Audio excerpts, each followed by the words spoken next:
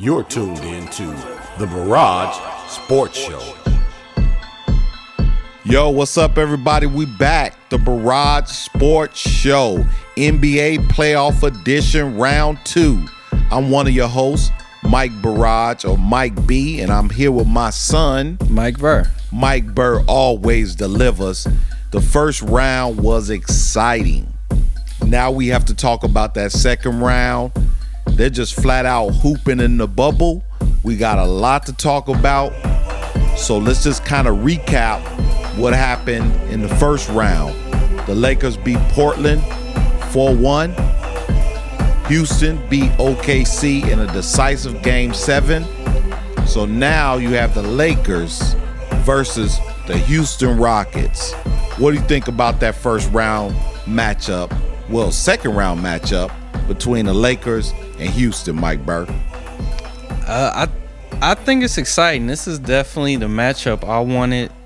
But OKC, respect to them, they played hard. They took it down to the wire. And, they had a real successful season. A lot of teams were counting them out, but they made the playoffs, and then they end up making it a tough Game 7. And they got a lot of young talent they could build around. But Houston versus LA, this is going to be a good matchup. Obviously, when you got two superstars in James Harden and Russell Westbrook, they're always exciting to watch. They always have crazy games. The games seem to always go down to the wire. And the Lakers, who've looked a little lethargic at times, they don't want to get caught sleeping with this team. Okay. So what do you think's going to happen? Do you think the Lakers have an advantage? Lakers have the size, obviously. The Houston Rockets play more of a spread type of offense, a lot of three-point shots.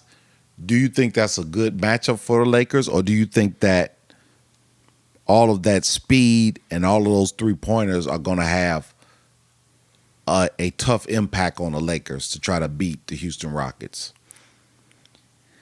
Yeah, Houston has shooting, they have speed, but you're right, they have no size at all. And when you look at the Lakers, on the other hand, that's one of their big strengths. When you got Dwight Howard, he's your backup center. You got JaVale McGee. Anthony Davis is obviously one of the best inside players in the league. And then LeBron can always bully you down low. And then you got Marcus Morris. So they got a lot of long guys. Kuzma himself is 6'9". So even that's kind of an advantage of the Lakers, because even when they play small, they're still pretty big, right? Because their small lineup is when they put AD at the 5. And AD at the 5, LeBron at the 4, and whoever else you have in the game, that's still a pretty big lineup. So I think ultimately the Lakers just have too much size for them. They're going to be able to get whatever they want down low, and even if they miss, they're most likely going to get the rebound, because Houston has no rebounders. Okay. Head-to-head, I think this year the Rockets won a head-to-head matchup 2-1, so I'm looking forward to seeing this. I think that the Houston Rockets have a chance, believe it or not. I think the Lakers are one of the favorites to win not only the West but the entire thing. But I just think that wild style that the Houston Rockets play, the fact that it's very unorthodox basketball, it's going to be really tough for the Lakers to keep up with that. Because one thing about the Lakers, I think one of their Achilles heels is that they are an older team. They can run, but I think they're a better half-court team. They're good on the fast break, because whenever you have LeBron James and Anthony Davis, you're going to have some good fast break basketball. But I think Houston can get an upset, but they'll have to play nearly flawless. The three-pointers will have to be dropping. James Harden, Russell Westbrook, their two superstars will have to come up big.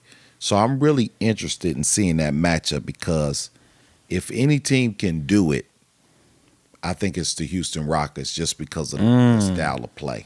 Wow, that's a big statement. Yeah.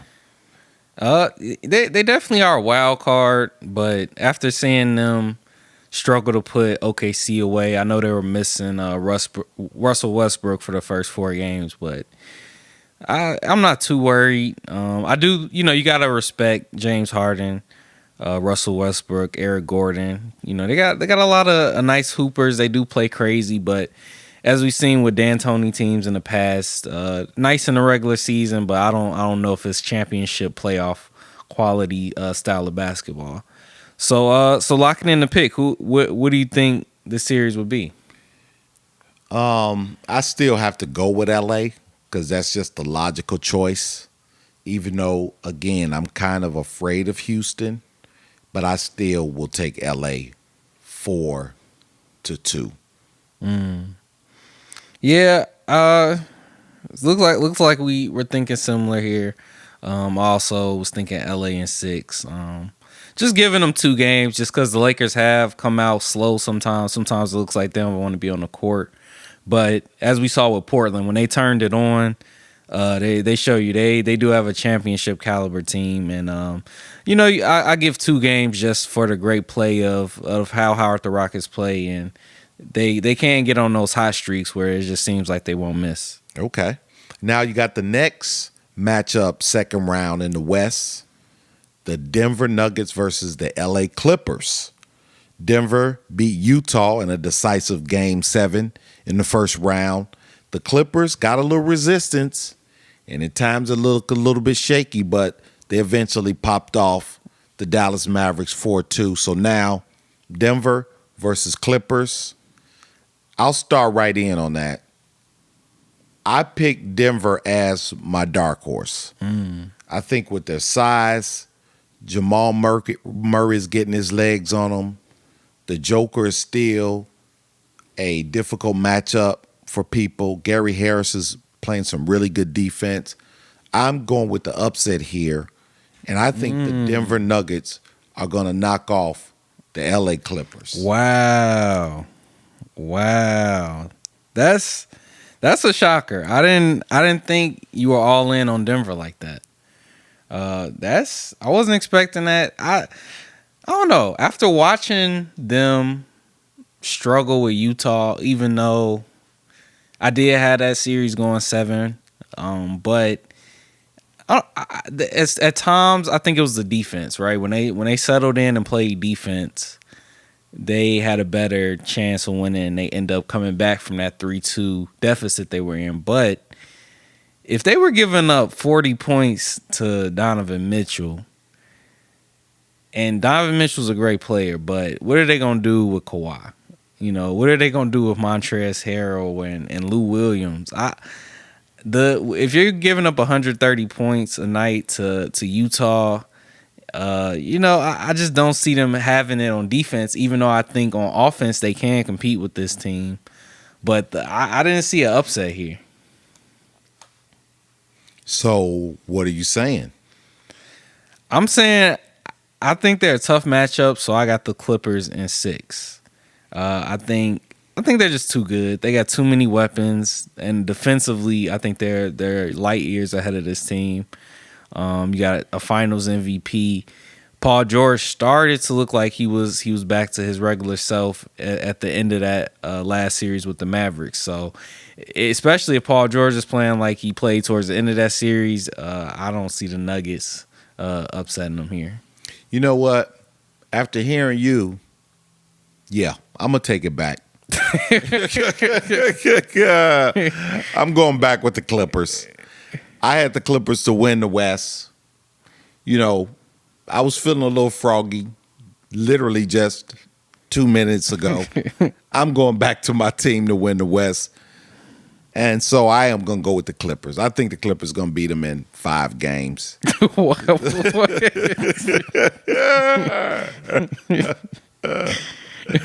Wow, that's a flip. You went from them getting upset to now they only get in 1 game. Because I like the Denver Nuggets. So when I first started talking, I was feeling a little tingly. Kind of wanted to shake up the apple cart. But once you start talking, It was like getting hit over the head with like a wooden mallet. My sense came back into me. No way I'm rolling with the Denver Nuggets. Sorry, Bob. I'm going with the Clippers. Kawhi, a.k.a. the Claw. Paul George, PG-13, or Playoff P is probably going to show up. I don't know if Patrick Beverly is coming back yet. Montrezl Harrell, Sweet Lou Williams. I think those guys are going to get it going. So, sorry, Denver. I had you for literally about 90 seconds, but I'm back with the Clippers. So, what's your prediction? How many games again? I'm sorry. I got Clippers in 6. Got the Clippers in 6. All right, now we're going to go to the East. Now, here's the thing about the East. Yeah. As of this broadcast, because today is September the 2nd, we're recording right after Houston beats OKC in a decisive Game 7 in the first round. Yep. So, as of this podcast, Milwaukee is down 0-2 to Miami. So, this one might not be a hard one to pick, or do you believe that Milwaukee, pretty much the perennial favorite to win the East all year, best record in the NBA all year, can they come back from an 0-2 deficit to catch the Miami Heat? And just for point of reference, in the first round, Milwaukee beat the Orlando Magic 4-1. The Miami Heat swept the Indiana Pacers, surprisingly, 4-0. So now Miami in the second round is up 2-0 over the number 1 seed, not only in the East, but in all of the playoffs, the Milwaukee Bucks. Do the Bucks have a chance to come back and win this second round series against Jimmy Buckets and the young Miami Heat team? Yeah, they definitely got a chance. 2-0 is not the end of the world. We definitely seen teams come back in years past. We've seen, 3-1 comebacks. So, and we just saw the Nuggets come back from 3-2. So, 2-0 is not the end of the world. I think both of these teams were kind of feeling themselves a little bit after winning round 1 so easy. And they kind of underestimated, the one Milwaukee, and if you look at the Raptors, we'll talk about them later. They're both down 2-0, but in the case of the Bucks, it's the same story we've been talking about since the beginning of this podcast, and that's who's the second option, and are they going to consistently show up? Right? They're playing hard, playing good team basketball. Giannis is doing his thing, but in the clutch, it seems like Middleton seems to fade a little bit. And they don't really have a real closer. They got to find a way to get Giannis in his spots down the stretch, because the Heat, they're not allowing him to just dominate. They're going to double him. They're going to triple him. They're going to force these other guys to step up and beat him. And so far, they've been able to take this 2-0 lead. And on the other side, the Heat are playing phenomenal. Jimmy Butler had 40 in the first game. Dragic, the Dragon, is hooping. Duncan Robinson is one of the best three-point shooters in the league. Same thing with Tyler Hero. They're unbelievable. And then the leadership of guys like Iggy, he's been huge and a great leader as well. Yeah, I have to say that in all due respect to Chris Middleton, he's actually not playing all that bad. He's being okay as a second banana in this series against the Heat so far. They really don't have that third banana. That's where they have a real big drop-off, because Middleton is averaging 26 and 4. Giannis is doing his thing. I mean, he's not having a huge series, but he's still playing well. That third guy, who they thought would be Eric Bledsoe, he's averaging 14 points, 4 rebounds, 5 assists, but they're not a key 14 points. They're not a clutch 14 points. Bledsoe, I think, has underachieved for this team the last few years. He's a good player. He has a big contract. I think they expect him to be number 3 of the big 3. And I just don't see it. He just isn't carrying that weight. Not playing particularly bad, but he's not playing good enough to motivate that team or propel them to a win. And again, you said it again. If Giannis pretty much doesn't do everything, they don't win this series. So it's kind of scary. They're down 2-0. Jimmy Butler is not the type of guy that's going to choke, even though it was a very weird game in game 2. But somehow Miami still pulled it out. So with that being said, I think that the Milwaukee Bucks are done. I don't think they're going to win the series. And I think the Miami Heat are going to somehow find a way to close them out.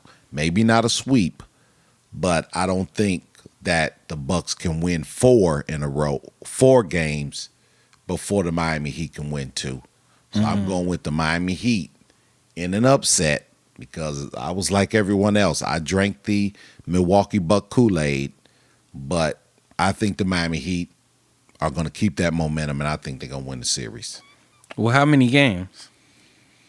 I give it 4-2. I think they could win in 6. I could see Milwaukee getting a couple off of them. Maybe if Miami goes up 3-1, the Bucks are a strong team. You got one of the best players in the world in Giannis, so they might win like maybe game 5. Make it 3-2.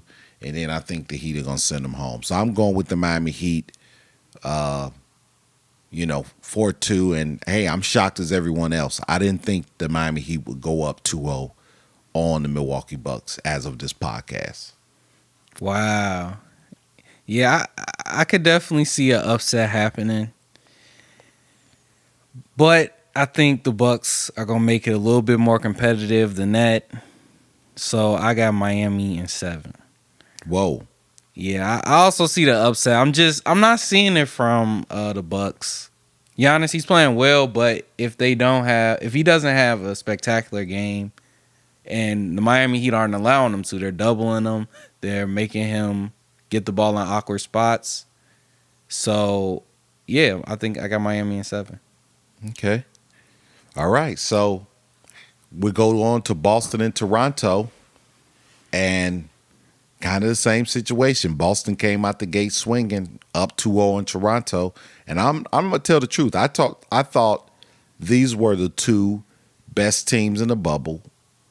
Outside of the Phoenix Suns, I thought Boston and Toronto were the 2 other best teams in the bubble.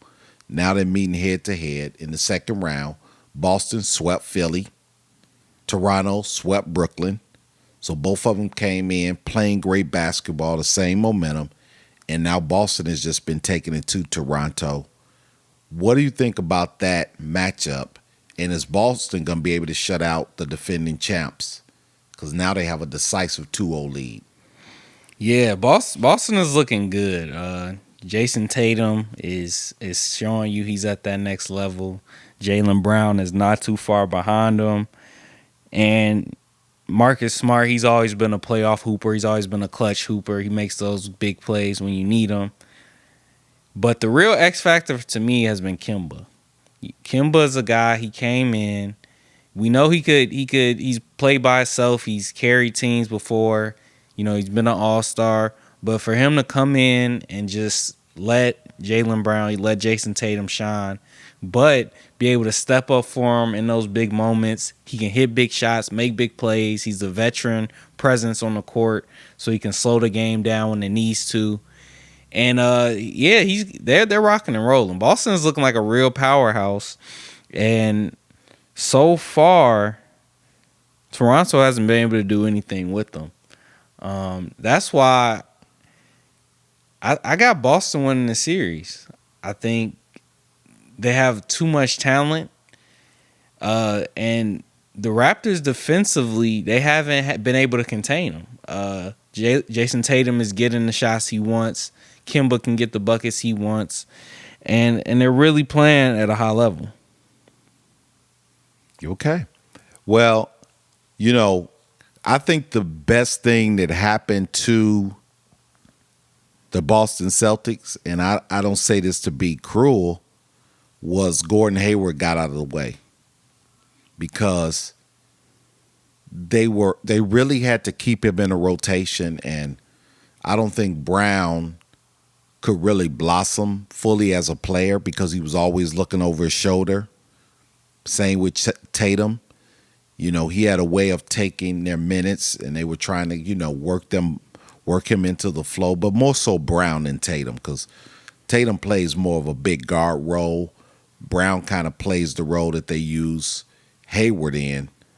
And when he got hurt, now Brown has the freedom just to be who he can be, and he doesn't have to worry about Hayward, and Gordon Hayward, the Boston Celtics, who got injured. I think it's been the best thing that happened to this team, because now Tatum and Brown are getting an opportunity to show that they're going to be the best 1-2 punch, or one of the best young 1-2 punches in the NBA, and you throw Kemba in the mix. Kemba has fit this team like a hand to a glove.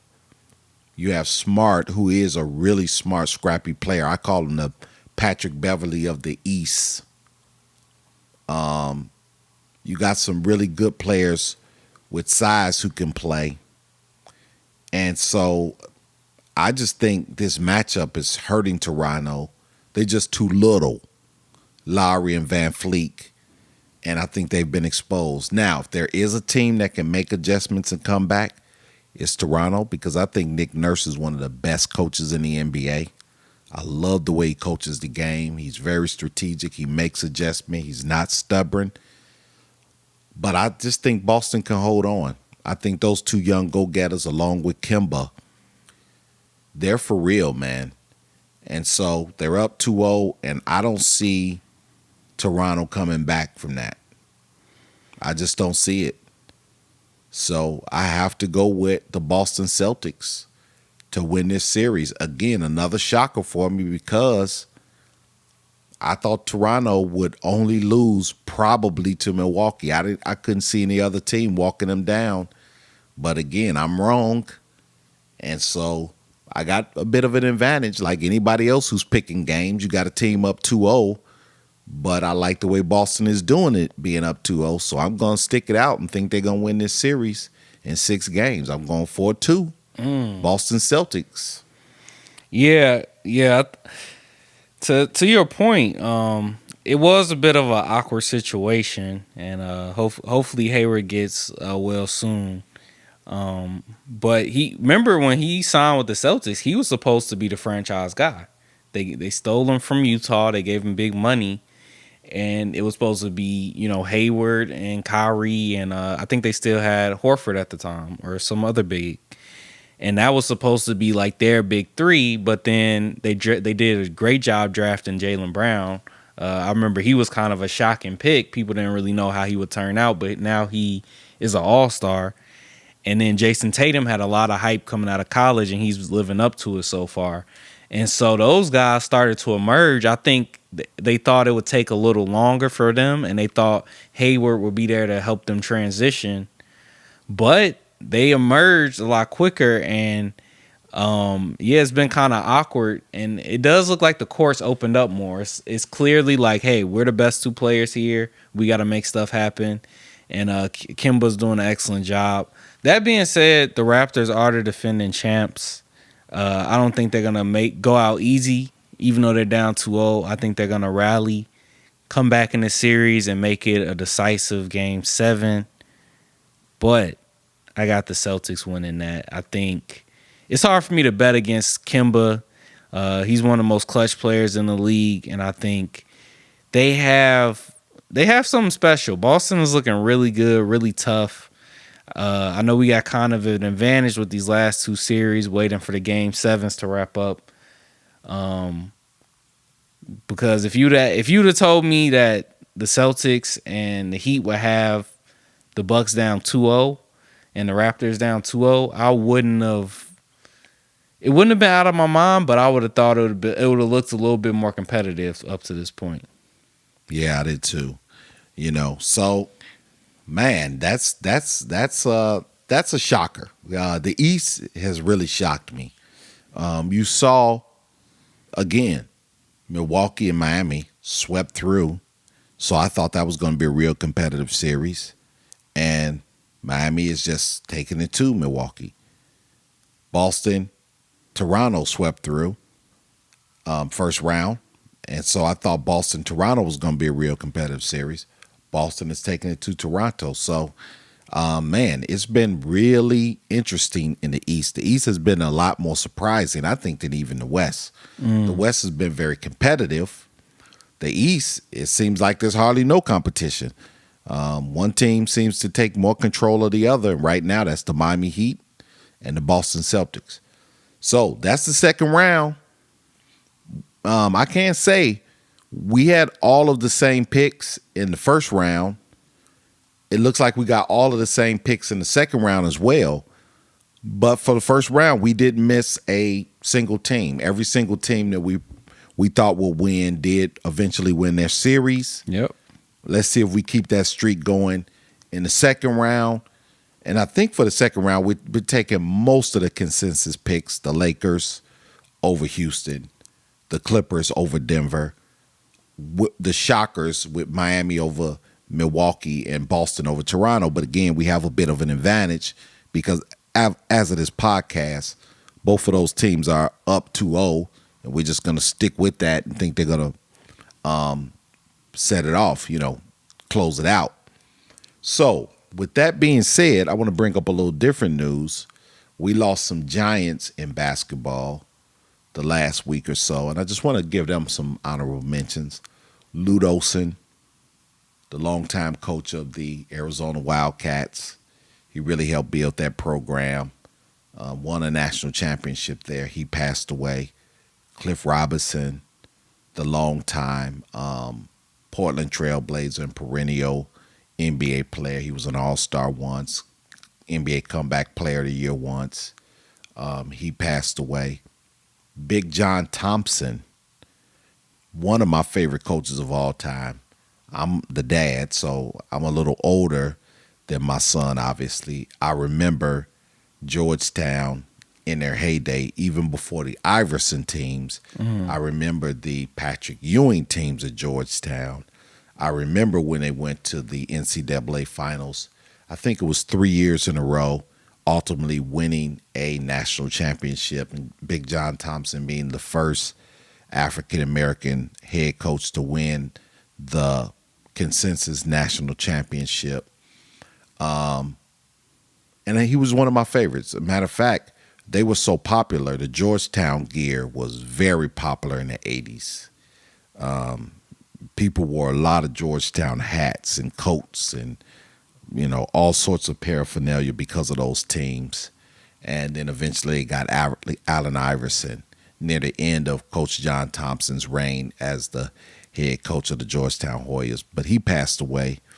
And one other guy who was a great fan of basketball and a great actor, was a part of the NBA dunk contest a few years ago when Oladipo wore the Black Panther mask. You know who I'm talking about, Chadwick Boseman.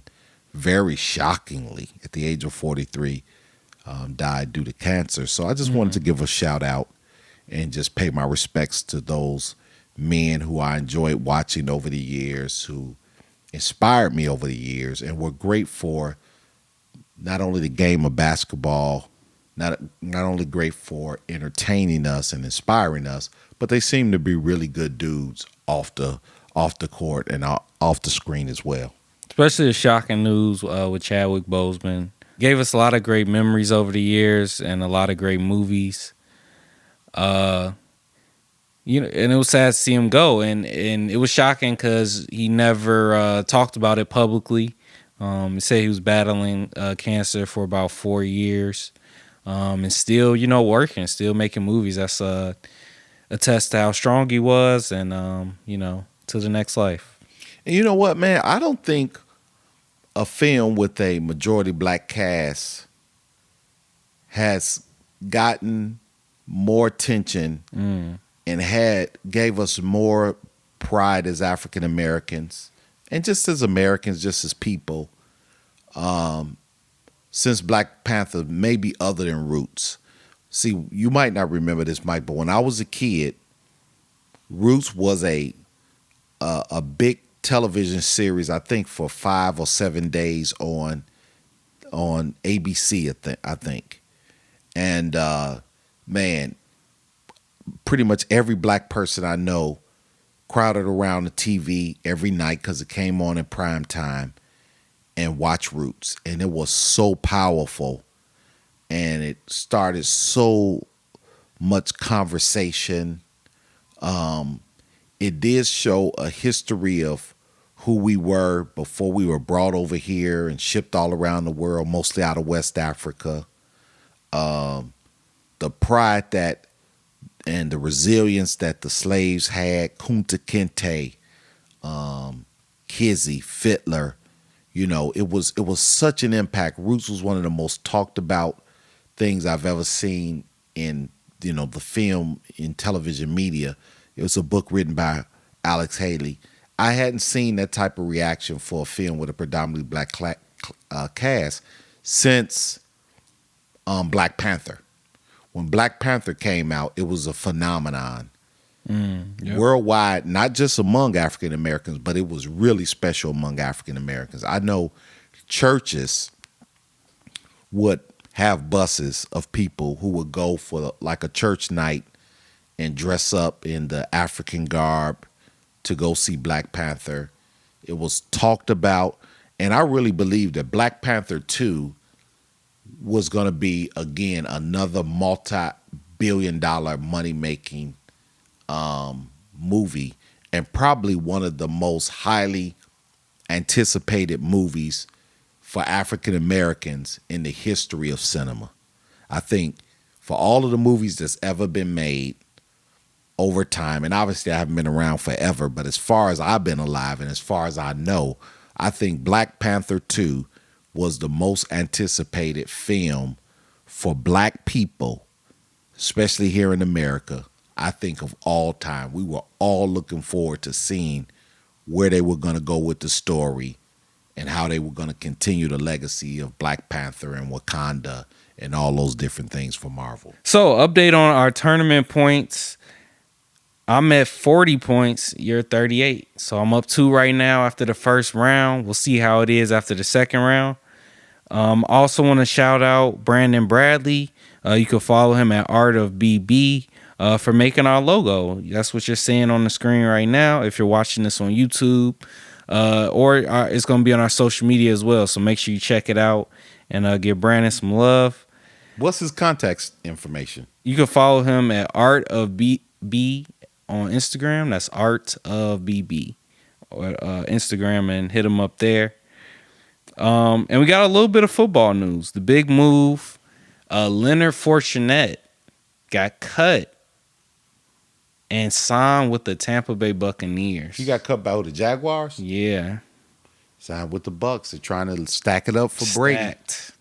Trying to stack it up for Brady. Well, now they got a running back. They had 2,000-yard receivers. Gronk came back, so they're building that offense for Tom Brady. Yeah, they're gonna be something special. That's a huge piece. Brady loves getting the running backs involved in the offense, and when you got Gronk and then you got 2 great receivers, so they got some great tight ends as well. They're gonna be a high flying offense next year. Yeah, and we're gonna get the question finally answered. Was it Belichick? Or was it Brady? When you talk about that New England dynasty that went to 9 Super Bowls with 6 Super Bowl rings, some people gave Belichick all the credit and said you could just plug in nearly any really decent quarterback and get pretty good results. And some people gave Brady all the credit as being the franchise guy carrying those guys year after year. But now I think that question is going to be answered. Who's the man? And I think both of them want to prove to each other that they could win without each other. Yeah, and so far Brady's winning the offseason. I know a lot of Belichick's players, he's going to have to really show his coaching skills because a lot of his starters are sitting out due to COVID. They chose to opt out the season, including Dante Howard. Dante Hightower, who's his, he's the man on defense. He's the one making the calls at the line. So it's gonna be tough for Belichick. Meanwhile, I'm so used to Brady being on the Patriots. Right. Meanwhile, the Bucks are getting better by adding a great running back. Yeah, we'll see. And last and certainly not least, Michael Jordan made another power move. And this is another reason why I always say Michael Jordan is the GOAT. Not just for what he did on the court. 6 times in the NBA championships, 6 rings. He's 6-0 there. 6 playoff MVPs. We know all the things he accomplished. But the fact that he went on to be the first player to become a majority owner of a team. A lot of players have gotten ownership after they retired, but there was always just a little piece of the team. And I'm not going to say little. I mean it in relative terms. Any piece of a team, you doing quite well. But he's the first ex-player to be a majority owner of a team. And that's why I called him the GOAT, because we know what he's doing with the Charlotte Hornets. We know what he's doing with Nike. And now he's on the board as a special advisor, and he bought an equity piece in DraftKings. Wow. If you don't know what DraftKings is, that's like a fantasy sports and kind of betting group that's making a ton of money. And now they add Michael Jordan to be an advisor on their board, give them an equity piece of the company, and then their stock went up instantly 8%, which is a huge jump when you talk about the stock market. So Michael Jordan, to me, is the GOAT, not only for what he did on the court, but the power moves he's making as a businessman. He's a billionaire now, and that's why I think Mike is the GOAT, because of the way he's just continued to just make boss moves after his career. So I think that's really interesting. And now DraftKings, that's really been growing as this betting and fantasy sports website, is only going to get bigger. And you got MJ, number 23, getting in on a piece of that. I just thought that was real interesting news. And once again, Mike is showing he's a very, very astute businessman.